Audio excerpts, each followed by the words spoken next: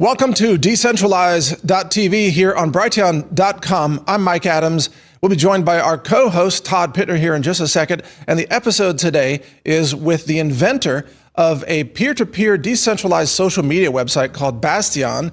And we'll show you how to spell that and so on. The inventor is Daniel Satchkov, and he'll be joining us here in just a second. But Todd, welcome to the show. Great to have you with us today.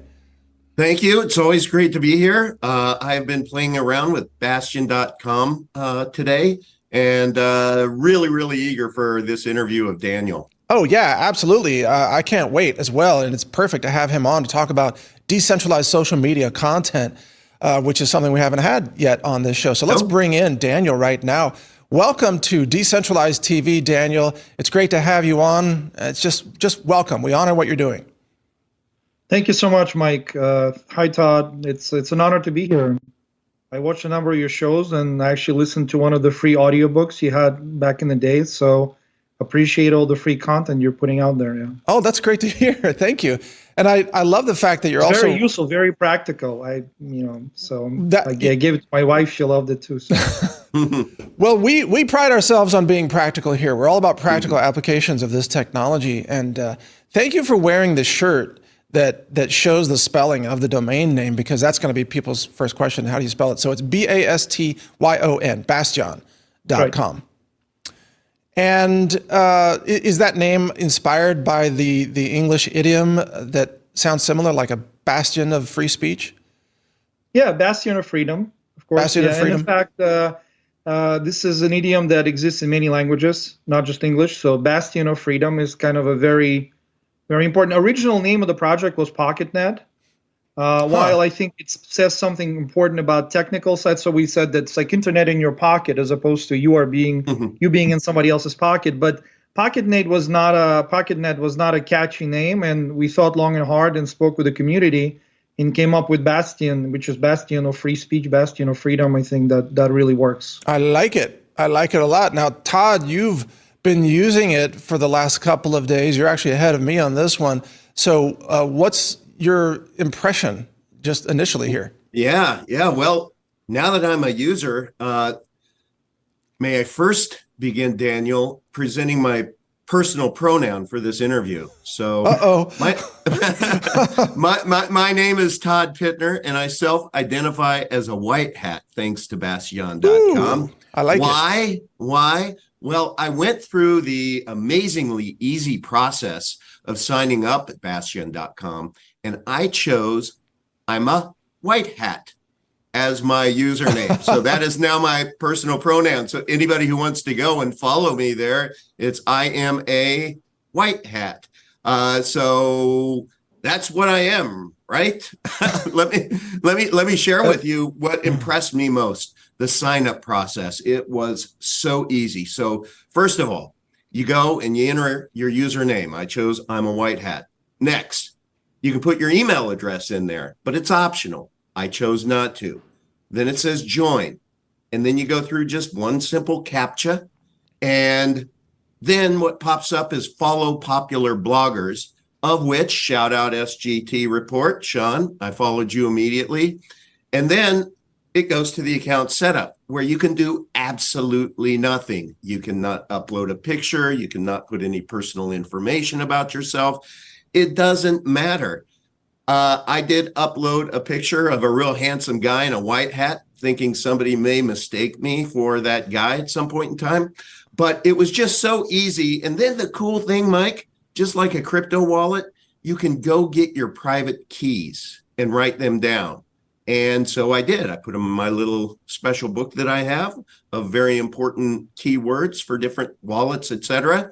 So at any point in time, I don't know. This is where I need Daniel to step in. I mean, basically, nobody can censor me, right, Daniel? That's right. And so you spoke to a few items, a few aspects of Bastion. I mean, the first one is pseudonymity, right? Anonymity, pseudonymity, there's slight distinction. We can get into that. But the point is, in today's environment especially, but almost always, for free speech to exist, there has to be a way to speak pseudonymously or anonymously. In other words, not identify who you are.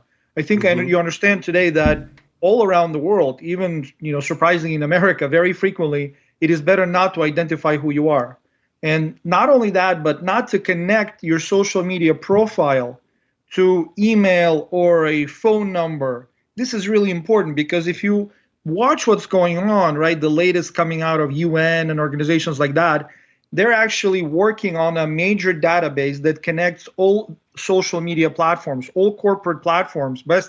Bastion, by the way, is non-corporate. As I told you, Mike, I'm not a founder, I'm not a CEO, right? You said correctly, I'm an inventor. So I'm kind of a more figurehead, somebody who's speaking about Bastion, but there's no like control over the network that I exercise or have.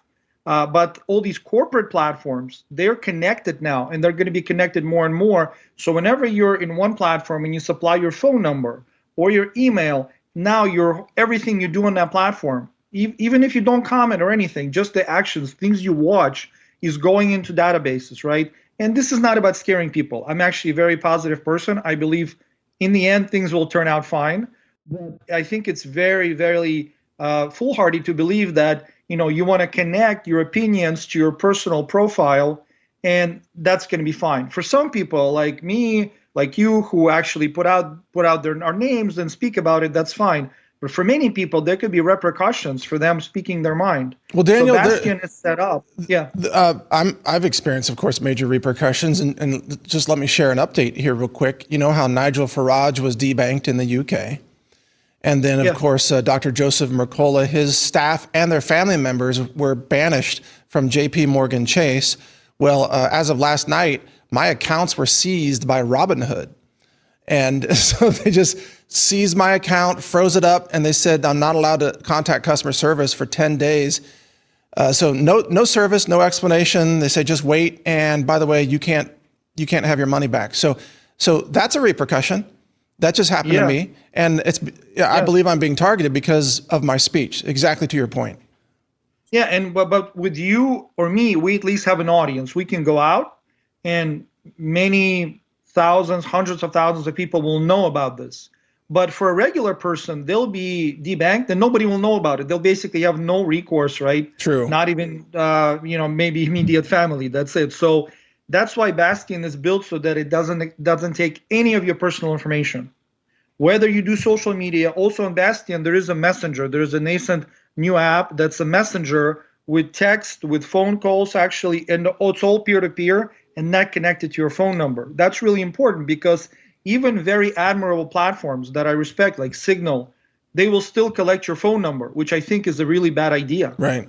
Because metadata, right? Even if encryption is very strong, metadata means like who you are, who you talk to, who you like, who you connect to. I think these are serious issues that you need to really protect. You need to keep it protected and private.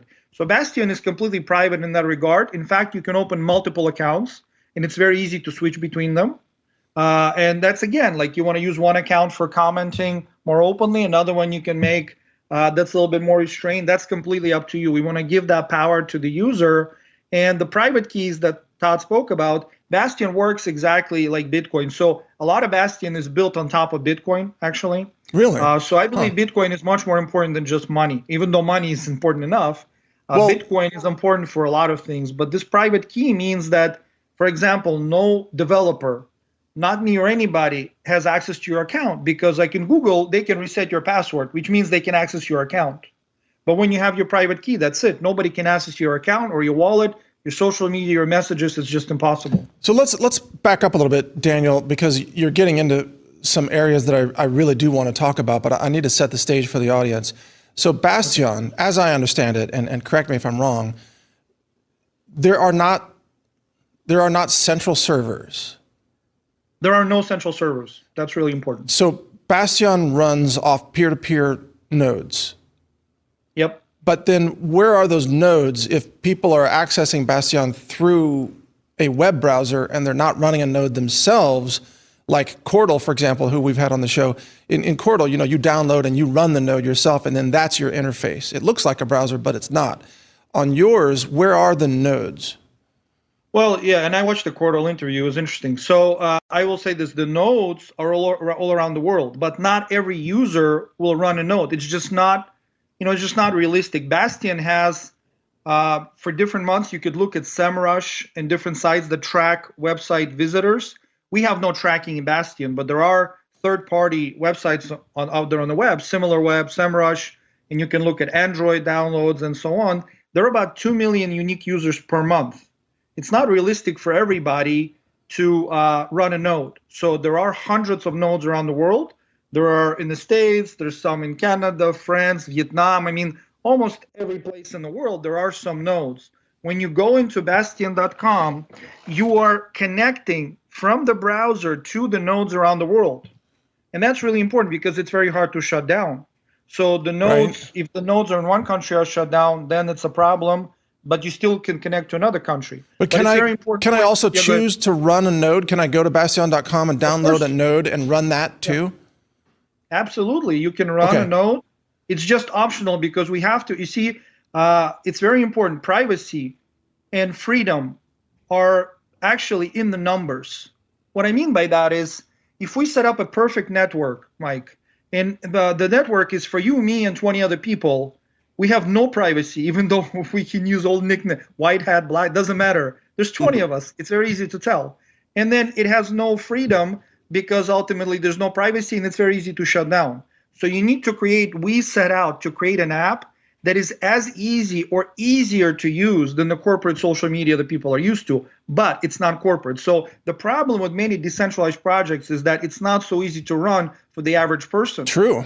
Whereas we have up to 2 million users, and there are people who are barely internet literate that can use Bastion, and that's, they have their private keys, but they know they have a hard time using regular web, but they can use Bastion because it's really easy. So you can run a node, and it's all based on nodes, and it's permissionless. It's like Bitcoin nodes type of thing. Mm-hmm. But most people don't need to run a node. But Bastion.com also, I have the website here, but very importantly, Bastion.com is not the main Bastion. You can think of Bastion.com as a window from the old web into the Bastion world. Understood. But right. .com is a censorable thing. It's very easy to shut down a website, exceedingly easy with DNS. You know that. I'm sure your viewers have heard that from you. So if you go to bastion.com/applications or GitHub, you can download an app. When you download an application to your computer, you no longer depend on .com at all. Bastion could be shut down. In fact, much of the internet can be shut down and that application will run. I will give you 2 examples because they're very important. In China, we know people in China use Bastion with no VPN. And that is very important because China is the most censored country in the world, and kind of the rest of the world is catching up to it, unfortunately. So in China, you can run Bastion application. Now, if you go to Bastion.com, it will simply not work in China. You know that. But if you use the application, you don't need a VPN because application uses special protocols to connect directly to the nodes in any part of the world it can reach. Oh, wow. Okay? Wow. And I see you have the APK for Android here too. So you can install it without using Google Play. Android is also does the same thing. Android is more censorable in some sense because it's Android. So the least censorable thing, the most robust, indestructible quote unquote thing is the desktop application. Android is kind of next step, a little bit worse. And then of course the web is kind of the most censorable thing, .com. They all talk to the node. So it's not an issue of like, nobody's going to shut down 800 computers around the world. I mean, until we have the worldwide tyranny, which I don't think we will, nobody's going to do that. But the problem is they can shut down Bastion.com. Right. They can do various things. Like, for example, remember the events in Kazakhstan, the revolution in Kazakhstan? Yeah. About a year and a half ago? Actually, incidentally, a country where I was born and lived until 15 years old. What they did was during these events, they shut down the internet, it seemed like.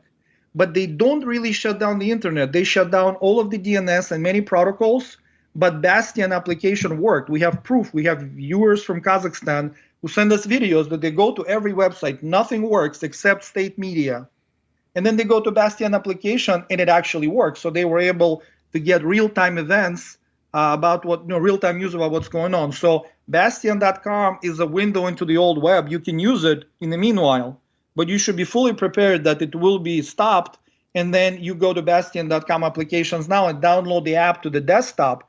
That way, even if much of the internet is shut down, it is very, very likely that Bastion application will work. Makes perfect sense. Todd, it's all making perfect sense now. Right. I mean, right. I get I have it. a question, Daniel. Can you download the app to mobile devices? Yes, Yeah, there's there's Android. an app for Android. You can get it from the Play Store. It was actually banned from the Play Store. Then they brought it back for some reason. I have no idea how long it will last. But there are in Android Play Store, there's close to 200,000 downloads. So it's pretty Okay. popular app. But Not in there's an iOS? Android app that you can get from our GitHub or from that page I gave you, bastion.com/applications. You can get an Android that is not a Google Play Store Android. It's a direct. So then it becomes pretty much uncensorable too. Right. But no iOS, right? No. There is an iPhone app. Oh, there is. A long story. Yeah, there is an iPhone app. Unfortunately it's very limited because Okay. we went back and forth with Apple for years about this app, and of course they didn't want to do it. They kept delaying things and coming up with weird kind of complaints. They do and then that, we almost yeah. gave up. And then they wrote to us that, oh, if you remove some things, we'll allow it. So it's a very limited version, but I feel like it was worth it because we can still get people from iPhone into the Bastion world. We had that conversation with Apple, by the way, on our natural news app, which was never allowed because they said you have to remove articles that are critical of Satanism. Wow. Yeah. Yeah. Yeah. Right. So, to be quite honest, the iPhone app just got in there recently, so I'm guessing that it probably lasts until the first complaint. But we'll Right. All right. So, but the bottom line is because we're not able to remove it. It's not that whether we want to or not, you don't have to trust me. There's just no mechanism, for us to remove it. It's permissionless. Look, I tell people, number one, don't use iPhone, and also don't use Google Android. Use a de-Googled phone like what I use. I only use de-Googled phones. And in a de-Googled phone, you just install the APK and you have the APK and then it's done. So, but what I love about this, what I'm learning about this, and I should disclose, Daniel, you and I spoke, it was almost like a couple of years ago, I think, initially. Or it was a while ago, yeah. It was a while, whatever it was. And I got to admit, at the time, I did not grasp the construct of what you were doing. And now today, it actually makes sense, but I think that's only because I've become more educated about the topology of these systems, what is true peer-to-peer, digging a deep dive into this whole subject area. So now I think I can better appreciate what you've built. And it's extraordinary because, as you said, TCP/IP will continue to work even when they shut down domain names and DNS. TCP/IP will work. So your app just uses, I guess, specific ports, right? It's just listening on certain ports in order to pass traffic, right? That's right. But also in the app, so there, the app, the desktop app especially, is like a Swiss knife of censorship resistance because it uses certain ports to connect to the nodes, but it also has built-in Tor. We took Tor and built it in. Especially they have a new Snowflake protocol that is quite advanced. So the desktop app is smart enough to know that it uses a standard method like, let's say, Bitcoin to connect to the nodes. But if that doesn't work, they'll try Tor. If that doesn't work, they'll go to Snowflake. And we keep adding different algorithms to make sure that in the extreme situation or a situation of extreme censorship, which I think we're all coming to, that you'll be able to have access to information. Oh, yeah. Well, this is extraordinary. And let me just give out the website here, bastion.com, BASTYON. And here's the applications page that you were speaking of, Daniel. Download Bastion for Windows, and here's Android, here's iOS, Mac OS, and Linux downloads. So that's how you really run the app. Or you can access it. That's the best way. Yeah, makes perfect sense. Or you can go through. And from the desktop app, it's very easy to run a node. There's a few clicks from here. Wizard that you can run a node. Yeah. Okay. All right. So before we move on, Todd, do you want to chime in before I ask the next round of questions? Yeah, I just kind of wouldn't mind rewinding just a bit for those people who just may not have a clue. Could you please, Daniel, give us a little bit of a history lesson? I mean, what was the genesis? What drove you to invent Bastion? Yeah, so I have been thinking about basically. So my background is that I was born in former Soviet Union. I came to the States when I was 15. Then I played sports, and then I worked in finance. So I'm a, you know, out of all things that I do, you can call me like I'm a math geek, right? I do a lot of applied math, and I love math. My father was an engineer, inventor. He taught me a lot of it. I just like it. So I worked in finance and didn't really think about those things and was kind of a normie. But then over time, I started realizing more and more that things are going in the wrong direction, because there was one conception of America that I had when I came there, and clearly over time it became drastically different. And also, I worked in risk management, and the risk management taught me a lot of things about thinking things through to their conclusion. So it was around 2015, 2016, especially 2016, where I realized that this is going to end up in severe censorship. And by severe censorship, I don't mean what we have now, right? Okay, when you have a blogger banned here or a blogger, that's horrible. I mean, it's really atrocious, or even debanking of some people. It's very serious censorship. But the censorship I thought about when something clicked in 2015, 2016, I realized that in the end they're gonna ban all dissenting opinions. I read enough Orwell to realize that this is very similar. They're gonna ban all of it. More so, I think that they're gonna try to control the internet in a much more serious and direct way than they do now. For example, trying to make internet use by ID or something like that. So in 2016, when I realized, I started searching for technology to overcome that. Now, in fact, I'm not like most people. I wasn't a Bitcoin fan. Even though I worked in finance, I hate the speculation aspect of it. Like that doesn't. Yeah, we share that with you. Yeah. Yeah. And so for the longest time, I refused to participate in it. In fact, like I had a colleague who was a very smart guy, finance guy. He would grab me in 2012, and he would grab me by the hand and say, "Go, let's go buy some Bitcoin." I tell you where you can buy it for, like, forget what it was, but it was like less than $100, I think. And I was like, no, I'm not going to do that. This is not interesting to me. I have a family. I don't want to gamble, and I'm not a gambling person. So that person, by the way, ended up retiring because he bought a lot of Bitcoin. But I don't regret it, because that's not what I'm looking for in life, right? I was successful enough in many things that I do. So, but for the longest time, I didn't care for Bitcoin. I didn't even want to read about it. I was like, this whole thing just like smells bad. But in 2015, 16, I started reading all this stuff by looking for technology. And I realized by reading the Satoshi white paper, as soon as I read it, I was like, this is beautiful, because I love math, and math is like poetry, right? And this is really so beautiful. You could see it right away that it's genius, because you could see that it solves much more than money.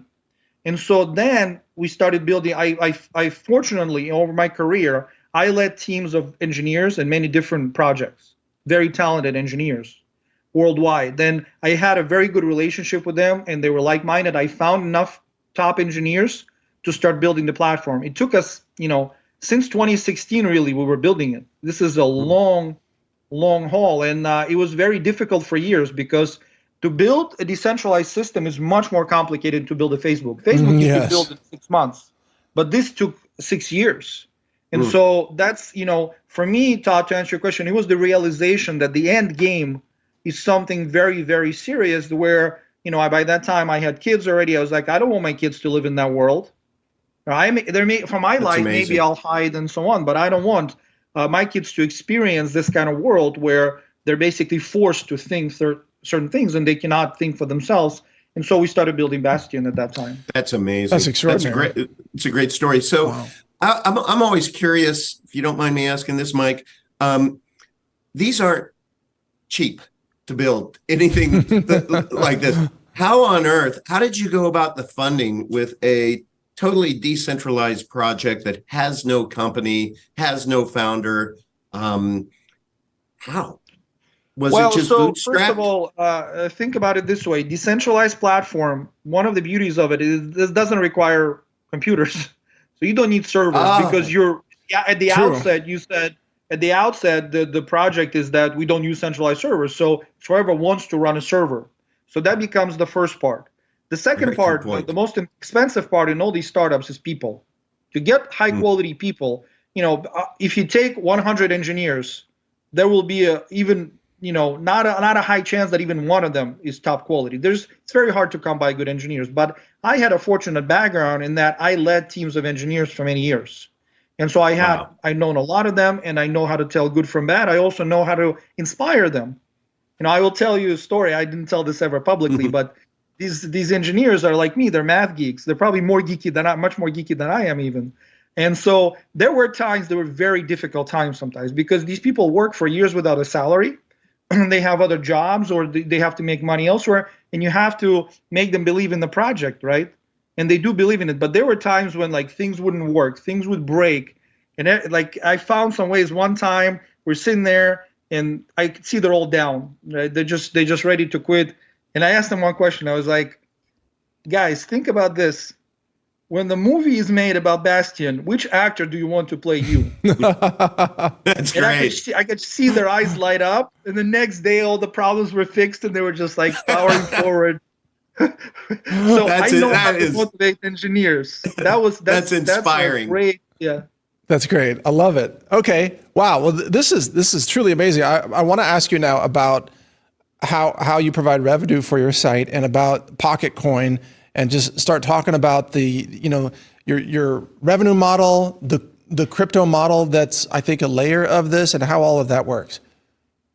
So there is no revenue. It's if you're in doubt, think always about Bitcoin, because we model the idea of it on Bitcoin. There is no revenue at all. There's no earnings or revenue. The Pocket Coin, which is the cryptocurrency of Bastion, notice that it was PocketNet at Pocket Coin. Now it's Bastion, but Pocket Coin stayed. Pocket Coin is the cryptocurrency of Bastion, and the reason it exists is very, very important. This is not like a side thing. It is critical because of the financial censorship. If Pocket Coin is emitted just like a Bitcoin is emitted inside the network, and it provides earnings for authors and for node holders. Right now, it's not worth a lot, but it is traded on some exchanges already. But it provides enough earnings for people, motivation to run computers, right? For example, I mean, you probably know that in decentralized economies in general, there's a problem called tragedy of the commons. I'm sure you've heard of that. So tragedy of the commons is that most good projects that rely on altruism fail, simply because there are always people that will take more than they give. That's just, unfortunately, that is the real world. You can have a network of 20, 30 like-minded people that will be very altruistic, but once it becomes big, it's not going to work. So cryptocurrency embedded in Bastion is really important because it incentivizes people to run nodes. It also incentivizes bloggers, because part of the emission goes to the nodes, but part of the emission goes to highly rated bloggers. I see. So over time, that provides income, and that's really important because blogging is I always thought before Bastion, I was like, this is the easiest thing in the world. But now I know a lot of bloggers, and I started doing something myself. I realized it's difficult because you have to prepare. You have to you have to be serious about this. And bloggers cannot have a full-time job and be a good blogger. It's almost impossible because you're a journalist. I'm talking about good. I'm not talking about OnlyFans. I'm talking about good bloggers. It's very difficult. They need to earn something. So embedded into the Bastion right away was a concept of internal economy that is independent of the bankster kind of central banking and all that stuff. So Pocket Coin was always meant to be a thing that bloggers can earn, but also it's a token that can be used for advertising, and that's where it closes the loop. Okay, that was my next question. So it's like an attention token on that side. Exactly. So you can advertise, and there are advertisers already, not too many, but 50, 60 ads per day are run on Bastion. People come in and they will buy Pocket Coin and they will advertise their products. And none of that goes to Bastion. All of that goes directly to nodes and to creators. Okay, so, well, count us in. Okay, number one, Daniel. So we're going to earn some Pocket Coin. We're going to get all over Bastion with our content, and then I'm going to talk to my marketing team to actually advertise on your platform using your coin. I think that's awesome. That's a beautiful use. I love it. Yeah. Does one more thing that might interest you or other bloggers that I should mention, that I don't know if you heard of Content Safe. It's a completely separate platform from us. I just connected with them recently. They work with some bloggers, so they built a very cool thing where you can upload a video and it gets mirrored to many other platforms. So you upload it only once, which I think is a very important thing for bloggers, to not spend time uploading to 10 different places. So we're about to release an integration with Bastion where if you upload to Bastion It's automatically mirrored to BitChute, to Odyssey, and Rumble, and all these places. Oh, wow. Yeah, that does sound very useful. Okay, nice. Can you share, is Pocketcoin, is that riding on the Bitcoin blockchain as a token? It is not on a Bitcoin, it's its own blockchain. It is also, but the blockchain is very similar to Bitcoin. So we use Bitcoin code because, with cryptocurrency, one of the things that people don't appreciate, even those people who try to build them, is security. When you're a small project, when you're really small, nobody cares about you. You can do whatever you want. As soon as the project starts gathering value, and Pocketcoin does have value because there are many users on Bastion, security becomes really important because there are many, many hackers out there. So we decided not to build our own. We decided to use Bitcoin because it's so well tested. It's so well tested. And the security is very strong, so we took it. However, we made one modification. It doesn't use proof of work, it uses proof of stake. Okay. And I actually watched the Quartal interview. I have to disagree a little bit because proof of stake, first of all, I don't believe there are any other viable algorithms other than proof of work or proof of stake. And I love the Quartal thing. I don't think it's a good idea for decentralized platforms to get into kind of arguments about these things, right? So that's not my goal. But proof of stake is the only algorithm that is viable for a new cryptocurrency today. I will explain why to those even who are not familiar with crypto. There is something called hashing power in the proof of work algorithms. So hashing power is the computing power that allows you to basically win money, make blocks in the proof of work blockchain. The thing is, with the advent of Bitcoin and any others, there is so much hashing power in the world. You can go for $5,000, you can rent hashing power, enough hashing power, to completely overwhelm and attack almost any blockchain in the world, except the top ones. So if you're a small blockchain using proof of work, it takes $5,000 to steal all your money, okay? And so proof of work is not viable because of that. Proof of stake is different because it uses internal tokens, so it's that people have to get, so you can't just go and rent hashing power and go ahead and pretty much like reorganize the blockchain. Reorganize the blockchain means that you can spend the money twice, which means you can steal money. So proof of stake, for security reasons, it's actually a very good algorithm. And I don't want to get into details, I know that stuff very well. There are no other viable algorithms that are secure, okay? And I hear sometimes people say, well, you have to make sure that you give it to humans, right? Like a proof of humanity. Now that would never do. That's dystopic. If you read the new WorldCoin, that white paper, that's what Sam they Altman, say. Yeah. You prove your humanity and we give you money. Proving humanity means that you're in a concentration camp, basically, right? That's a code word. Because when you prove humanity, what do? You give up your biometrics. They want to scan your eyeballs. Yeah, so in the real world, there is no perfect algorithm. Proof of work has many problems. Proof of stake has many problems. There is no perfect algorithm. It's all about trade-offs. But in the real world, when you have a big network, you need security, right? And the only two secure algorithms are proof of work and proof of stake. So we're using Bitcoin with the proof of stake modification. That's the blockchain that it uses. See, so you did a hard fork? You did a hard fork of Bitcoin and made that modification? Well, using the code. It's called a clone, so it's not a fork, but you could say a hard fork, but sometimes it's better to call it modified clone because hard fork presumes that we took Bitcoin at some point and forked it, but it continued from that point. No, we just took the code, we cloned it, changed it, and then ran it as a separate blockchain. Okay. But then the blocks on your blockchain, of course, guarantee the integrity of the content more. Absolutely. Rather than exactly. Just. But what about the Pocketcoin transactions? Are they also shared on the same blockchain, or is that a parallel blockchain? It's all same blockchain. It's all the same blockchain. Okay, so it secures the integrity of content and the coin transactions as well on the same blockchain. Yes. Okay. Wow. Well, that's really outstanding. Okay, and then proof of stake. Now, I'm really glad you brought that up, and I'm very much open to what you just said, and I think we can all tell you're a very high IQ individual. You've thought through this deeply.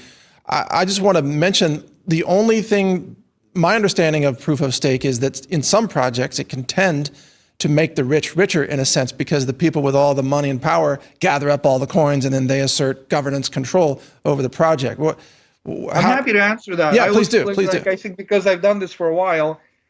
So this is not proof of stake or proof of work. In any free economy, there is a tendency for rich to get richer. True. And that tendency has to be checked in other ways.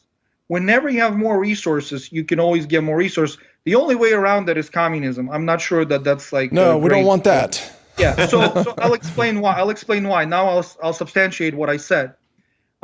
Yes, proof of stake clearly tends to make rich richer, but let's look at proof of work, right? Bitcoin, does it tend to make rich richer? Obviously, yes, because in order to win Bitcoin right now, you need to have ASICs, which are very specialized chips. Absolutely. It costs millions of dollars. So you have to have millions of dollars. The more money you have, the more you make. Then the more you make from Bitcoin, the more you invest, and that way you grow, right? So it is get richer. But it's almost any algorithm. Let's say that you come up with an algorithm, again, I don't want to pick on Cordell because I loved a lot of the things in that interview. I loved the founder. I love the project, right? I just think that to set the record straight, if you have an algorithm where you have some founding members that are allowed to give to 5 or 10 people permission to become nodes as well, okay? And then those can give to more people over time, right? But the founding members, they still, you have to understand that, they may be very ethical, but who controls that the second layer of people is ethical? For example, I'm one of the people who got very high in that hierarchy. Now I give 5 permissions to who? To me. I just run 5 versions on one computer, 5 nodes, and then they go, and then those 5 give to other 5. So it is also rich get richer. It's not a function of proof of stake. This is really misleading. And this argument was made a lot, and even though I like Bitcoin, but there are some people they call Bitcoin maximalists. They will say that there's nothing in the world by Bitcoin. Like except Bitcoin, nothing exists. They do right. that, yeah. Argument. Yeah. I think that's like, for example, I like Monero more than Bitcoin, even though I love Bitcoin. We just couldn't use the first version of Bastion PocketNet used Monero, but we couldn't make some of the things with social media work because you can't have complete anonymity like Monero does. Plus the blockchain is a little bit bloated. So the argument that the rich get richer with proof of stake is not true. Well, actually, it's true, but it's just true for absolutely any cryptocurrency project. The only project that is not going to be true for is WorldCoin, because there it's like one iris, one coin. But I don't think I want that. I would prefer to work in a world where rich get richer, but there are some mechanisms to limit that, right? For example, in Bitcoin, there are some mechanisms to limit that, and they're not mathematical. They're more social. Remember, for example, when there was a Bitcoin Cash hard fork, right? Yeah, sure.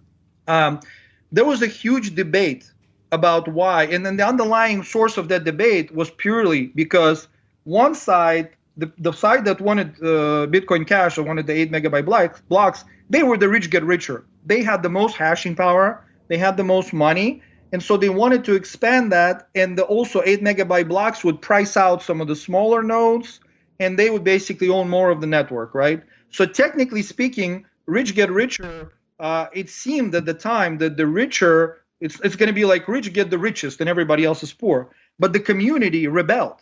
What did they do? They had user-activated soft fork. They went with another code base that had less hashing power. And that, I think, is misunderstood, that many people will believe that somehow blockchain or cryptocurrency controls for all the social problems. It's like they call it trustless. Nothing in the world is purely trustless, right? Nothing. You have to have some social mechanism, and the social mechanism that's in question is the open source code and ability to fork, which is what you said, Todd, right? So when Bitcoin community realized that the richest trying to take over, they just did basically, because it's open source code, they stayed with the developer team that was true to the principles.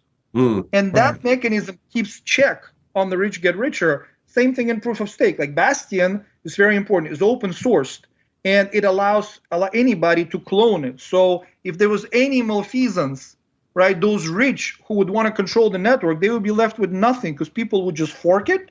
They would say, Right. here's a bastion that's true to its principles, go here, and those rich will be left with nothing. Wow.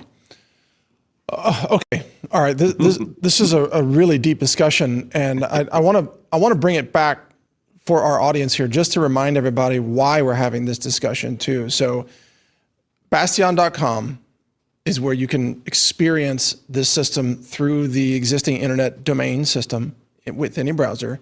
And the reason this matters, hope you don't mind me summarizing this, but the reason this matters is because on Twitter you can be censored. I was censored for 4 years. On Facebook, you can be censored. On YouTube, you can be censored. Frankly, on any centralized system, including our own, Brighteon.com, because it's centralized, the potential for censorship always exists, including just government coming along and seizing your servers, right? It doesn't even have to be the corporation. It can be some outside enterprise. So the thing about Bastion is it is a decentralized social media type of system. It looks a lot like Twitter on the screen. It acts a lot like Twitter. But again, it's not just that there's no corporation behind it. Not even that there's a corporation that says we're not going to censor you, but rather there is no structure for censorship at that corporate level. Now, Daniel, I'm sure there is, each individual user can decide to turn off channels that they don't want to see in case people are putting up, snuff videos or whatever, right? I'm sure that exists. So there are two very important, of course, you can block. It's very easy, and then you don't see content. But what's important, there are a few things you said. First of all, I think you said a very important thing, Mike, about whether the corporation or the founders say they're going to be for freedom. And that, I think, is where a lot of people are mistaken, unfortunately. The idea of a freedom platform today means that a good guy with some money or a gal creates a platform and promises not to censor, and we all go there. Right. And I don't trust any one person. The problem with that is, look at, for example, Jack Dorsey. Now, I'm not a particular fan, but I think it's hard to argue that he was for free speech for many years. He was a free speech. I mean, at one point, he banned me. Sorry, he banned me. So that's right. But before that, he said that if there was a free speech wing of the free speech party, Twitter would be it. And I think he believed it at the time. But what he found is that a corporation has shareholders. It has a board. Right. So Jack Dorsey had basically there's nothing you can do. Same thing with WhatsApp. I don't know if you know that. You know that WhatsApp, right? Yeah. That is the least secure, the most dangerous messenger you could use, in my opinion, owned by Facebook now. But it was started by Brian Acton, who is a freedom activist.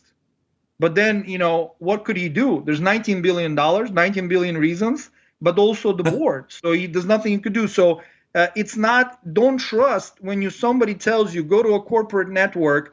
Corporation, in my opinion, is not the right structure for any of this. It doesn't have any social responsibility. It will betray you. It will betray you always. Now, as far as on Bastion, go ahead, Mike. Well, but let me just add, and this is really critical. So on Bastion, we don't have to trust you, Daniel, as an individual, because you don't have the power to take anybody down. And I have said publicly that my goal is to make Brighteon obsolete in its current structure, which is centralized, hosted servers.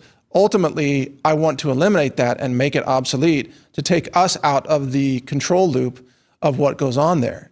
But you've already done it with Bastion. That's what's really cool about what you've done. We've worked for many years on this. And as far as earlier, Todd also said the money, I invested a lot of my own money. I'm successful in many other projects, but also there were other people. I don't know if they want me to name them, but there were a couple of people who came up with serious money to help the project. And one day their names will be known, right? So, but as far as censorship, I want to make a very important point, Mike. I think that the word censorship in itself has to be distinguished from arbitrary censorship. So the two reasons why censorship on YouTube and these other and Twitter are abhorrent is that it's one is not transparent. You don't know how exactly they're censoring. Sometimes they just block you, so Right. But many times they shadow ban you, so you don't know that you're actually not getting the reach. Whereas that's impossible with the open source code base. In Bastion, that's impossible. There's no shadow banning because the code is open. Any programmer can see it if it's shadow banning. That's the first thing. But the second thing that's really important to think about philosophically is the arbitrary censorship, because society cannot live without censorship at all. And Bastion has a mechanism of censorship. It is by the community. Okay, so but it has very simple terms of service on Bastion. What's not allowed is pornography, including, of course, anything related to pornography.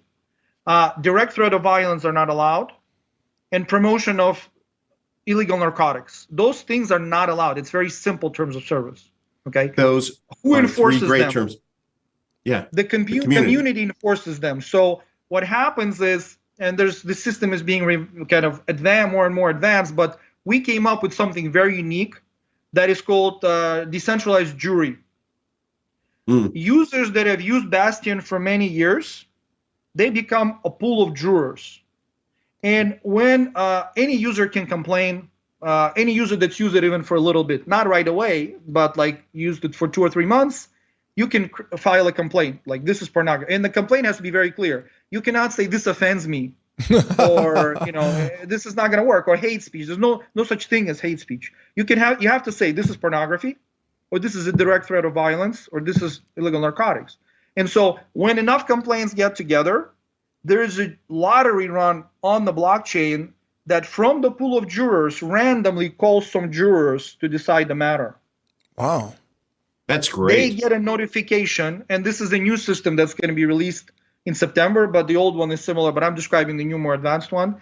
They get a notification, and so this experienced user will go in and say, and they're just going to get a post, and it will say, is this pornography? Yes or no? Very simple. You don't need to determine whether it's hate speech and all this stuff. Can we? And in the end, if you look at Bastion, you will see, scroll through it. For a system that's censorship resistant, you'll see there's no pornography because people know that the community will get rid of it. I think we need to have this system running at the DOJ. And we could ask the question, is this cocaine in the White House? And the jury could say, yep, that's a bag of cocaine. Guilty. Instead of all these secret government deals only for certain people, I love this concept, Daniel. This sounds really amazing. And you said it's coming out in the next update. Is that right? Yeah, this is coming out in September, decentralized jury, but there are mechanisms already. They're a little bit less advanced, but still, community decides what gets removed. I love it. Okay, that's amazing. Awesome. Wow. Well, you have really thought through this in a lot of detail. I'm thrilled to have you on, and I feel a sense of regret that I didn't come to recognize all this sooner. Frankly, I mean, you've done some really amazing things here. I mean, Todd, are you getting that same feeling? It's astonishing. I just have one last question because I can sense you're wrapping it up, Mike. No, I'm not. I'm just I'm enthralled by this, and I feel like, man, this is really amazing stuff. But go ahead. Well, then I'll ask more than one question. But my one question I wanted to ask Daniel: when the movie Bastion comes out, what actor played you? Good question. You know what? I'm a math geek, but I honestly never thought of that. That was a question I put to the engineers because I know that those guys would want, more dates and stuff. So I'm not at that stage of my life. I've got the guy. I've got the guy. More time with my kids. So okay, I nominate Russell Crowe. I hate Hollywood. Oh, so it would not be a Hollywood actor, first of all, because I hate Hollywood. I want Russell Crowe to play you. I Hollywood movies like 10 years ago, and I didn't watch a single one, I don't think, since. I'm a juror on this decentralized.tv, and Russell Crowe it is. Yep, it's Russell Crowe, Daniel. He's going to play you. Very complimentary to me, but I would prefer it to be like an indie actor because I don't like Hollywood. Okay, all right. Well, maybe Russell Crowe doesn't like Hollywood either these days, but nevertheless, okay. I suppose in the interest of time, we do need to think about wrapping this up because Todd and I will have some discussion after you leave us here, Daniel. But and I understand we've only just barely scratched the surface here. And it's obvious we've got to have you back on the show. I mean, that's just obvious. But maybe Todd and I will use it a lot more between now and then we can ask more in-depth questions. But what would you like to say in summarizing this project for our viewers? Remember that people tend to make one mistake. They think that tomorrow is always going to be a little bit like today and yesterday. But 99% of the time they're right. But a lot of the time changes are very swift. And if you rely on corporate social media, even if they say that it's for freedom, one day you may find that you don't have access to the information at the worst possible time when you need to. The other thing you should think about, and why I invite you to join Bastion and Quartal and whatever other decentralized open source networks that you can find, is because if you delay it, it will be too late. Right? It's not hard. Bastion, I think we made it very, very easy. I think it's the easiest of all decentralized networks, but there's still some learning curve, and you still have to get there. And if you delay it too long, then you might be late. So I encourage you to not delay it and stop sponsoring, because whenever you use corporate social media, you are sponsoring. Don't be mistaken. Even if you don't pay them, even if you're just watching videos on YouTube, the fact that you're watching videos on YouTube is actually sponsoring them. So, think about those things. Okay. Yeah, well said. I think you're absolutely correct. I mean, there was a poll that just came out that said up to 70% of Democrats in America support government censorship of information, as long as it's labeled disinformation. And well, exactly. We know that according to Orwell, they will find all the labels they need. Exactly. And you were born in the former Soviet Union, and now increasingly I feel like I am living in the rebirthed Soviet Union in the United States. It's worse. It's worse because in the Soviet Union, there was always a place, your family, where they didn't really touch you. Yeah. With my dad, I was able to have conversations about anything. He told me so many different things. And with my grandparents, I heard, so there was no censorship at home. People trusted each other and nobody went into your family. And I think that the fact that today we see intrusion into family is much worse, actually. That's right. Even though that was totalitarian, this is totalitarian like cubed. And also, here's something else that's important. So the nodes run the code, obviously, which means that even if, this is unstoppable, is my point. No one can take this down unless they were to somehow delete all the nodes simultaneously, correct? That's right. That's right. And also, again, a very important thing that you don't trust people, right? No matter, I think I'm trustworthy, but there are ways to make people, force people to do things. Somebody can put a gun to your head, they can threaten, So for me, the whole network is set up that there's nothing I can do. But even if developers, let's say, wanted to do something nefarious, it would be easily seen and people would copy it. So in fact, the vision of Bastion, and maybe we'll talk some other time, but this is a very important topic. Bastion is not just Bastion. Right now, there's a whole infrastructure built that's released already for what's called mini apps, where people can build other applications on Bastion. Oh, now you're talking. So it's really like a platform, and it's very easy to build. Yeah, now you're talking. Woo, making me drool over here. And the other thing that is going to be also part of that's in the next 6 months is that most cryptocurrencies don't like when people fork cryptocurrency. They feel like this is like an intrusion.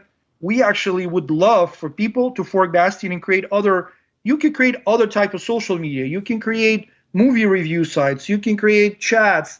There's an example. There's an app that some developers are working on that's based on the Bastion platform. It's called Barteron. Barteron is it's a pseudonymous app, just like Bastion, but for trade of goods and services, bypassing the financial system. Love it. DMA, so it's Mike. like those things are the future. That's where you have to think about and where you have to go. If you're a developer, if you're a smart person, you really have to work on these things, because that way, first of all, it's great because you're going to get real food and you're not going to be forced to scan your iris or whatever. But very importantly, you're creating a better future for your kids because they're going to be able to use that. I have one question, a tech question for you, Daniel. I noticed you have videos. People can post videos directly to Bastion. What is the size? Is there a file size limit of those videos? I imagine there is. A great question. There are a few tiers. So first of all, when you just sign up, you cannot upload videos. That is because, as you can imagine, with no personal identity verification, there's one of the most difficult things. The most difficult thing about Bastion is how to build a network that doesn't degenerate in the absence of identity verification. True. It's very hard. It required so much creativity and pain. So one of the things with video, if you can just create an account pseudonymously in 30 seconds anonymously, and you can upload videos, obviously you'll just create a DDoS attack, right? And you'll just kill our server, kill the nodes. Right, because videos that's a lot of data. Exactly. The way video works is that when you come in, you can't upload. You have to use the platform for about 2 or 3 months, and then you get an upload limit I want to say it's something like 300 megabyte a day. Okay. Okay. Then as you use it more, you can grow that limit. There is a way to bypass that. If you have some pocket coin in your wallet, you don't spend it. Uploading is free. But if you have some pocket coin in the wallet, that the system treats that, okay, you're not a bot likely, because it would be very expensive to have many bots with pocket coin. So then you can upload immediately. So can someone then just purchase the pocket coin and hold it? Yeah, you can buy it. You can buy it on exchanges, but I really think that cryptocurrency exchanges are a temporary thing. So yes, you can buy it on exchanges and you can do that, but there's also a category pocket coin peer-to-peer. That's what I always recommend. Try to find people in Bastion, buy it peer-to-peer. That makes perfect sense. Is there a pocket coin marketplace as part of the Bastion ecosystem? Like to buy and sell the coin? There is not, but you can find people to go directly peer-to-peer. Barteron, when it comes out, it will have a cryptocurrency component, not just pocket coin, others, because cryptocurrency legally in many places is assets, so it would be a barter type of thing. Yeah. So there will be that on Barteron, but within Bastion, we want to have a decentralized economy, but we really don't want to. It's an advertising token, and pocket coin is very important, but we don't want to create a trading platform. That's something that we don't want in there. People can just do peer-to-peer or go to exchanges. There was just a new exchange that added pocket coin completely on their own. Like, it's starting to get noticed. It's called Biconomy in Canada. What is it again? Sorry? What's the exchange again? Biconomy. It's a good exchange. Okay. Before, exchanges that have pocket coin before were all in Asia, and it was very hard for Americans to use them. But Biconomy is really good, and it's open to Americans. They just contacted the team and said, we want to add it, and boom, they added it.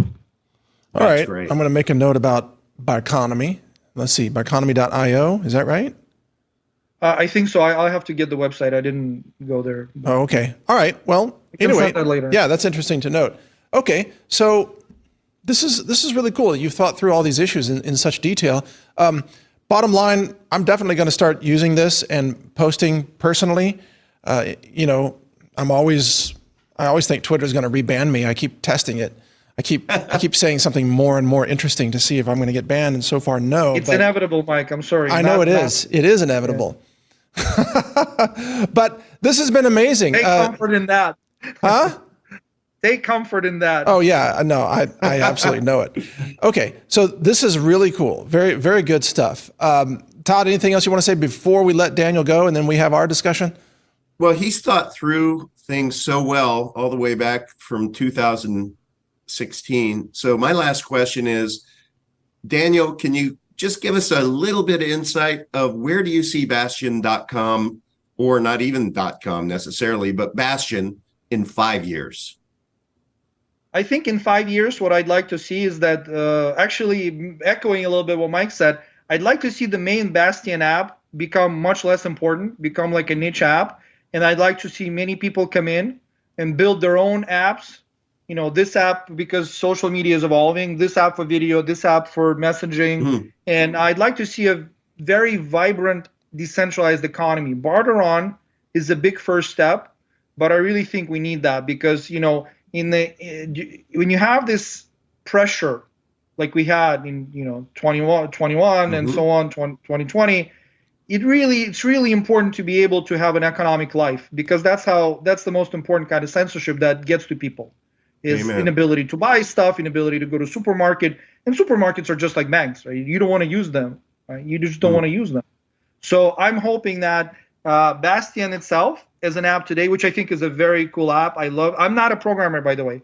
I should give credit to programmers. I can inspire them, and I'm a math guy, so I do all the math and I do all the kind of write-ups and creative stuff. But the programmers create an awesome network. But in 5 years, I hope that it's much smaller. Like basically, it's not as important, that there are many other apps on the platform that take over. Wow. That's fascinating. I'm sure there will be. Okay. All right. Well, Daniel, then we're going to say thank you for your time today. It's really been an extraordinary conversation, and you are welcome back here. And now Todd and I are going to have our own discussion about your platform.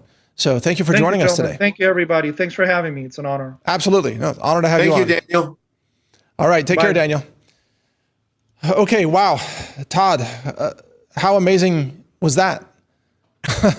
Well, all the sidebar discussions you and I have been having lately with decentralizeddirectory.com and such, and the PMAs and everything. It's just like, is the big guy upstairs just hand feeding us the solutions via these interviews or what?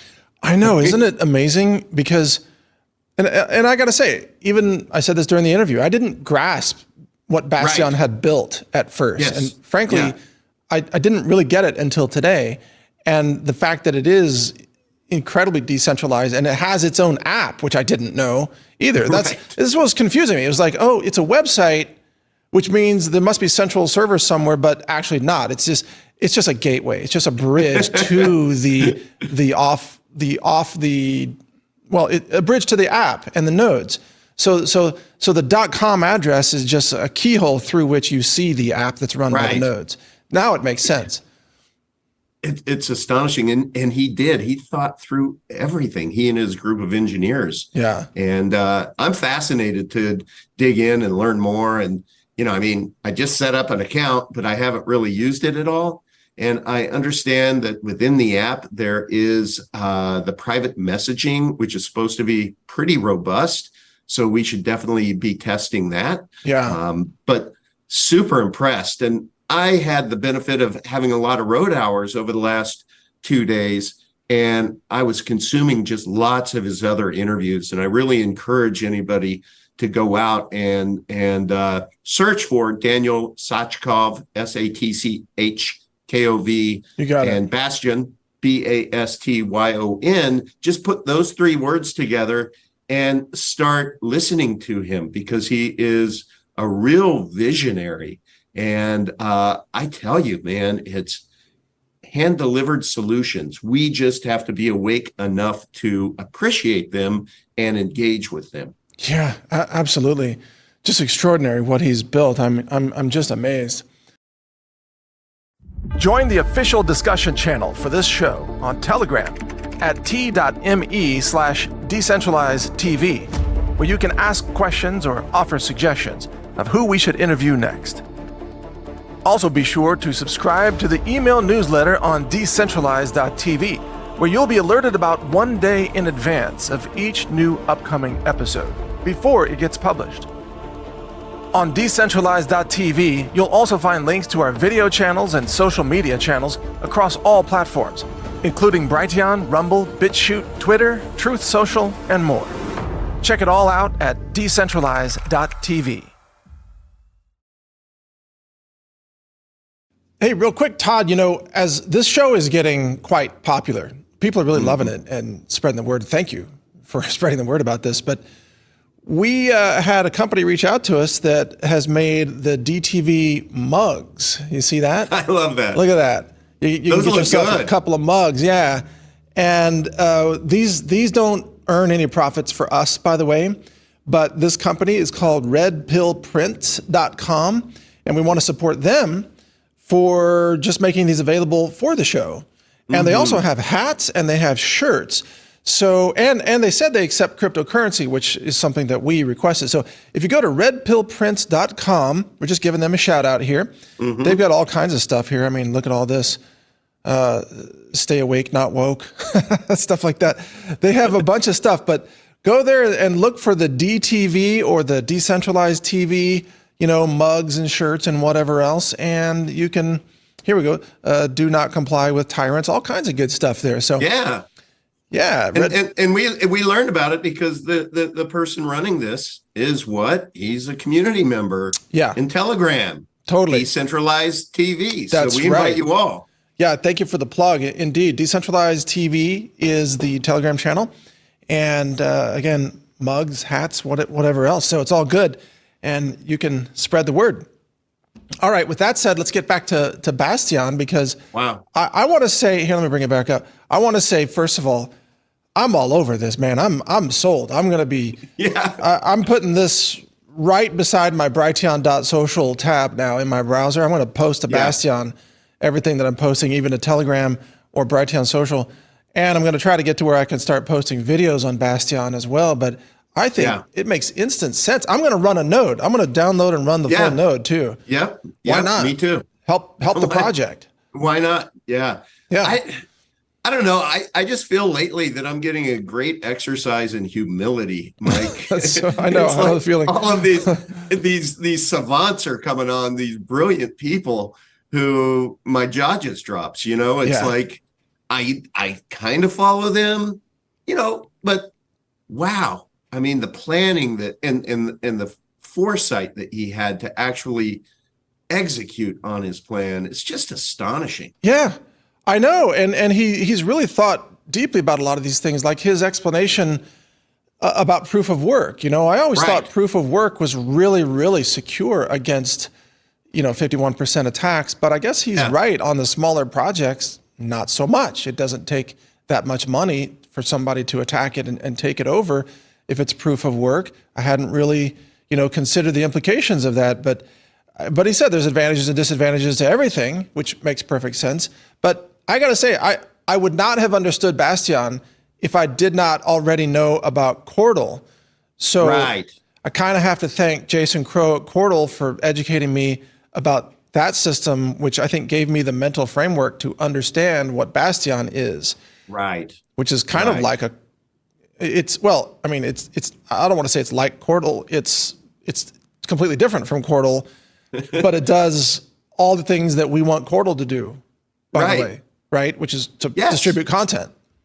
Yeah. It's like Cordal, but different. It's brilliant. I'll just say that it's freaking brilliant. And again, we're going to use it. In fact, I was texting my staff during that quick break to just say, look, set up accounts for Brighteon and Natural News, and then I'm going to set up a Health Ranger account, and we'll start using just it. Blasting it. Yeah, that's awesome. Absolutely. And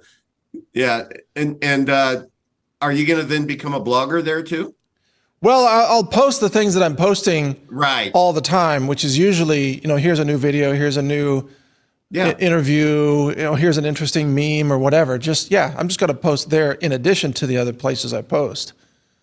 But I'm going to use it. My stage name is Todd Radamus, and I think that you're probably going to be the fastest followed person on Bastion. Oh, I don't know about that. There's a lot of good people on there I can see already, but yeah, there are. But I will. The thing is, I'm going to start, talking about Bastion and spreading the word about it, because I think Daniel's point is absolutely correct. Where there's going to come a day where your account on Twitter, Facebook, Instagram, whatever, it's done. Yeah. It's just done. There's going to be an announcement, emergency. And all dissenting opinions are hereby banned on all platforms, period, by order of the Grand Marshal. Right. And it's going to be done. And at that point, there's going to be a mad rush into things like Bastion or Cordal or whatever's decentralized. And by the way, I think on that day also, people are going to mad rush into privacy crypto, by the way. Yes, they are. Yeah. Yes, they are. Yeah. Well, and just from me listening to other interviews of Daniel over the last couple of days, I know that his private chat is pretty dynamic. And I think I would encourage us all to start learning more about that. And it would operate much like Signal, I guess. But that's something, Mike, I know you've been talking a lot about wanting to create an emergency broadcast system. That's right. That's right. It seems like Bastion would be like the perfect place to do that. Yeah, absolutely. We're talking with Cordal about funding and building an emergency broadcast system on Cordal and then open sourcing that code for others. Bastion may actually function right now as that system. Yeah. Right? So maybe we don't have to build anything on Bastion, but just set up an account called Brighteon Emergency Broadcast or something. Right. And just tell people about that. As far as I can tell, it's going to... I just want to be able to send out like audio clips, video clips, images, text, documents. I don't know if Bastion supports like dropping in PDFs or Word docs or anything like that. I haven't tried that, but I assume it probably does. I guess we'll find out. Probably in their messaging service. Yeah, probably so. You can just drop files, I would imagine. I would think. Daniel's probably laughing when he's listening to this. Of course it does. Of course it does. We thought of that. Yeah, we thought about that when you were in your mom's womb. Yeah, right. We built that 8 years ago. You didn't even No, he's a brilliant guy, and obviously has thought through this very well. So I would just say, bottom line, I mean, we don't even have to make this discussion that long today. No. Because this is like 100% thumbs up, 10 out of 10. Yes. Yeah. Right? Yes. Everybody use yes. it. We're Yes. going to use it. We got to have a decentralized TV channel on Bastion. Yes, we do. All right. We will. I'll set that up. Okay. So Shocker. Yeah, shocker. Right. All right. So everybody go to bastion.com, BASTYON, and don't just use it there on the web server. Rather, go to bastion.com/applications. Download the app, which is really, I believe this is a server, a node, excuse me. Download the node, run the node. I'm going to do that. Yep. I'm going to do that. Actually, I'm going to do that from multiple locations, given that we have a lot of hardware sitting around. So smart. Download it, use it, participate, and look for me on there too. Because, yeah, the day's coming. I mean, I keep posting more provocative things on Twitter. Like today, Elon Musk tweeted out, he said, we should have a competition for the best PSYOP. And I replied to Elon and I said, you would win that one. So he might ban me. Who knows? That's so brilliant. I really don't care. Hey, I have a perhaps naive question here. Yeah. To download a node and operate a node, you don't have to have your computer on the whole time, right? Yeah, you do. Yeah. Oh, you do. Okay, so that's the whole idea. Okay. Yeah, because your node has to pass traffic, and it has to confirm blocks and whatever else. I guess it's like a combination node and mining together. Yeah, because I was just thinking about putting on my laptop, but I shut my laptop and shut it down all the time. I think you'd want to keep it running all the time. Okay. If you're going to run a node. Do it on my desktop. Yeah, but look, and I think as a node, then you earn some of the pocket coin too. Is part of, as he said, is part of the emissions of the blockchain integrity. Is you get some pocket coin. So yeah, but it doesn't matter to me earning pocket coin or not. I want to run a node to support the network. Right. So is that your pocket coin, or are you just glad to see? Yeah, right. What you got in your pocket with your pocket coin? What is that? Oh, don't worry. It's just a 9mm something. Yeah. Okay. Right. But that was good. Yeah. Every appendage up from this guy. Okay. Awesome. All right. Well, then we'll wrap it up there, and we'll just. I will give credit to our sponsor today. By the way, I did not forget. Excellent. Todd, thank you for Excellent. that. I'll give credit to our sponsor, and then we'll say that we'll invite Daniel back for an update in I don't know, maybe December, a couple months or something. Yeah. Well, he says he launches a couple of initiatives in September, right? Yeah. So maybe we let him get those out. Maybe target early November. That'd Well, be cool. It's funny because right now we're 8 weeks. We're booked out 8 weeks right now. I know. And so I forgot to tell you that we have a guy coming in studio who is with a de-Googled phone company that sells data SIM cards that you can buy with Monero. Oh, nice. Which I think is super cool. And so I forgot to tell you, Todd, but I opened up a Thursday to have him in the studio. Okay. Because I didn't want him to wait 8 weeks to come in on a Friday. Perfect. Next Thursday? No, I'll text you the details, but all right. it's a couple weeks out still because my Thursdays are pretty much booked, but not as badly as the Fridays. But anyway, he's going to come in. Our sponsor for today, folks, is the Satellite Phone Store, SAT123.com for satellite phones, obviously, here. And then they also have the Bivy sticks, which are right here, and it's satellite communications. And I should mention, too, that we are open to other sponsorships, just not crypto coins. So we're not ever going to let a coin, become a sponsor of the show because we want to maintain that neutrality. Right. We don't endorse a particular coin. We're open to all coins that are viable and that have good solutions and good tech, but especially privacy coins. That's what we really prefer. But anyway, Satellite Phone Store is our sponsor for today, SAT123.com. And that decentralizes you from the cell towers and the power grid. But of course, the satellites are centralized, so it's not, it's not a peer-to-peer. We don't have peer-to-peer satellites yet. Todd, you going to launch your satellite soon? I've not launched my satellite. Okay. That's still in my right pocket. Yeah, right. I haven't launched a satellite either, but if we ever launch satellites, then we can have peer-to-peer satellite comms. But that seems to be requiring a little bit more cash than I'm ready to spend. Right. So you can't avoid all centralization in communications, but you can get a satellite phone. Anyway, we thank our sponsor there, SAT123.com. And then also don't forget about redpillprints.com here with the mugs. You can get your DTV mug. There we go. And you can enjoy your coffee and you can show people and ask, what's DTV? Oh, glad you asked. Check this out. And then you can tell them about Bastion and everything else. Great logo, by the way. You and your team created that. Yeah, that took a little effort because that was like version 7 or something. Because I was telling my team, I kept saying, no, more node-like. And they were like, what do you mean node-like? I was like, well, look up images of nodes. And first they gave me images of circuit boards. I was like, those aren't nodes, those are circuits. But anyway, whatever. They nailed it. So yeah, it looks good. All right, Todd. One last thing, Mike, Rome wasn't built in a day, right? But it was, if you look at history, it was destroyed pretty quickly.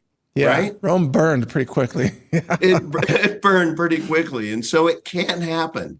And I think when we take a look at our lives right now, and the purpose for decentralized.tv is to start prepping a little bit, meaning what do we talk about? We talk about coaching people to get out of fiat into gold, precious metals, silver, private crypto, food, etc. So I'd like to announce, Mike, this has been something that you and I have been brainstorming about, but I'm going to launch a website called decentralizeddirectory.com. And I submit that to escape the controller's system, you need an executable escape plan.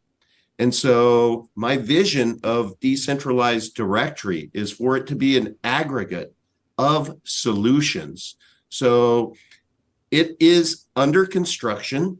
It is a big idea right now, but by the time you watch this and listen to this, please go to decentralizeddirectory.com. If you are just a person like me and you want to sign up for with the email list, I'll keep you informed as to its development. But if you are a service or product provider who is pro-freedom and you are pro-decentralization, and if you have any kind of solutions, there's going to be a section for you to submit a little bit of information about your company or your service as well, and we'll follow up and have a chat. And ultimately, everything that resides within that directory is going to be kid tested, mother approved, and just really excited about it, Mike. And you're the one who inspired me. Yeah, this is a great idea. Thank you for bringing that up. I should have prompted you about it because part of this is, and thank you for agreeing to do this because we've received a lot of questions from people who actually need some kind of hand-holding and some personal coaching about what they want to do. Some corporations and institutions also that want to get into crypto. And so let me announce this for you, Todd. So Todd has also agreed to serve as a consultant just by the hour. If you have questions about crypto or you need to get some assets into crypto out of the banking system and you want to reduce risk, reduce volatility, or make your assets more private or whatever you want to do, if you want some real high-level consulting of a guy who knows this because he's been in it for years, and obviously he's the co-host of the show, then you can contact Todd Pittner at decentralizeddirectory.com, and you can request the personal consulting. And that's again, thank you, Todd, for being willing to do that, to offer a consulting service. You're going to get, I think, a lot of interesting clients doing that for sure. Because I hope so. I'm sure you will. But go ahead. I was just going to say, just like the guests that are coming on this show, I know it's like everybody who ends up being attracted to this one way or the other, they're just really interesting, amazing human beings. So when I say I hope so, it's just I can't wait to meet everybody who comes across our paths in the future. And let me just add a plug for you, Todd, which is that, if you want to use Todd's services there, Todd can help you avoid pitfalls because he's seen the mistakes, he's seen rug pulls, he's experienced a lot of stuff over the years as well, and can help you avoid those issues and make smart, informed decisions that can achieve whatever your goals are with crypto. And again, Todd, you're gonna have to tell me. I mean, I know you're going to keep clients' information private, but just in general terms, I want to hear some feedback about sort of the discussions that you're having and what kind of solutions people are looking at. I think it'd be fascinating to share just general information about that on the show. Again, protecting the information of the clients, but just talking about trends, like what are people asking about? What are some solutions that have come up? Things like that. You could share that on future episodes. Excellent. Looking forward to it. So again, Mike, you inspired me to go down this path, and I thank you. I think it's a great idea. And I know it was born out of the fact that you have a ton of people within your network who are basically asking you to be the sensei and guide. And, folks, if you can't tell, he's been really, really busy. And so it would be my pleasure to be able to help guide anyone through an escape plan. And I say escape plan just because I like magic and escape the banking system. No, and you and I talk quite a bit too, Todd. So we're kind of on the same page about the various projects, the technology, the state of tech. And I would say, Todd, because of the position of where we are with this show, that we actually get to have a lot of conversations that maybe the public hasn't heard yet about solutions and tech and things like that. And that's information that you can share with people where appropriate, if it helps to solve their problem. That's right. That's right. Yeah.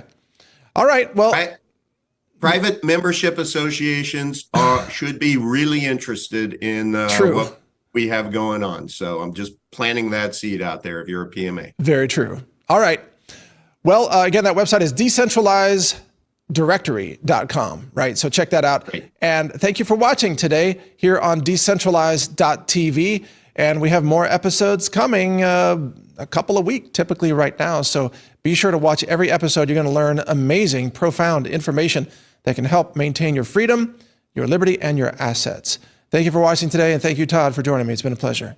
Indeed. Cheers. All right. All right. And we're happy to announce a new sponsoring partner, which is abovephone.com. And if you put in /DTV, then we'll get credit for that here at Decentralized TV. So it's abovephone.com/DTV. Above Phone is a de-Googled phone provider that has an ecosystem of applications that are fantastic. This is a way to have a mobile device. It works, of course, with Wi-Fi and Bluetooth and everything. And you can put a data SIM card in it. And so you can get your bandwidth from the cell towers if you want. And you can also buy those SIM cards from Above Phone using Monero, by the way. So you can have privacy crypto to purchase a SIM card. So there's nothing that ties you to the phone or the data or the cell towers. How cool is that, Todd? Wow. I mean, we finally found a provider. That's amazing. That's amazing. So this is just kind of a junior varsity question here. With that phone, are you getting a new phone number, or are you porting over the number that you've always had? How does that work? Okay, so the phone is, of course, it's brand new hardware. You purchase the phone, which are Google hardware phones from the Above Phone company, which is all pro-liberty. I mean, they're all on board with everything we do. And then you have a SIM card in it, which passes data back and forth to the cell towers. But you don't have an SMS or a phone. Rather, there's an app that lets you set up a phone number, and you have calling and receiving. It functions normally, but it's using data instead of using the actual phone protocols that the cell towers use. Now, the good news why this is great is because you are not going to be wrapped up in some kind of geofencing warrant, because normally, like if you're standing and then somebody robs a bank a block away, well, they can issue a geofencing warrant, and they can say, let's go talk to everybody, let's visit everybody's home who was, within 100 feet of the bank robbery, based on your phone number and your phone checking in with the cell tower and registering as a phone. So with these de-Googled phones from a phone, They don't register as phones. They register as data devices, which is common for things like trackers and security cameras and what have you. So those data devices don't get swept up in the geofencing warrants. That's fascinating. Yeah. That's very cool. Right. And then in addition, there's nothing about this phone that's tied to your identity. Right. So your name, your social security number, your credit card, nothing is tied to that, especially if you paid using crypto, obviously. Privacy crypto, even better. So this is the way to be anonymous and protect your privacy while actually having a mobile phone device. Now, it runs virtually all the apps you need, but not 100% because it doesn't use the Google Play Store, obviously. It's running the Graphene OS, but a specialized version of Graphene with all these apps on top of it. I mean, I've used Graphene phones. I'm running Graphene right here. I've been doing this for years. I de-Googled a while ago. I don't know if it's been years, but it was a while ago. And I can run everything that I need to run, like Signal or weather apps or, mapping. I don't run Google Maps, obviously. Like Google has no place. Can you get crypto wallets on that phone? Absolutely. I've been running all the crypto wallets. I've been running Epic Wallet. I've been running Cake Wallet. I've been running, Beam. I've been running Monero wallets. I've been running all the crypto. Oh, that's awesome. You want That's Samurai even better on there if you want. Yeah. Yeah. So you don't need Google. Perfect. You should de-Google your life because Google's spying on you all the time. Right. And so are iPhones, by the way. So again, go to abovephone.com/DTV and it'll take you to this website here, abovephone.com. And you can get their hardware. You can get their SIM cards. You can even just take your existing hardware if you want and use their SIM cards. And that gives you a level of privacy. But the best way is to get their Google Pixel hardware that's been de-Googled with their SIM cards that you purchase with crypto. And then that's the whole package. Then you are truly private and you cannot be easily tracked like you can with your normal spy device. Wow. So cool stuff. And last question. Yeah. Then is there like a monthly fee that's associated with I know with my setup, I have a lot of daughters, so there's 5 of us on the plan. And so every month my wireless bill is pretty healthy.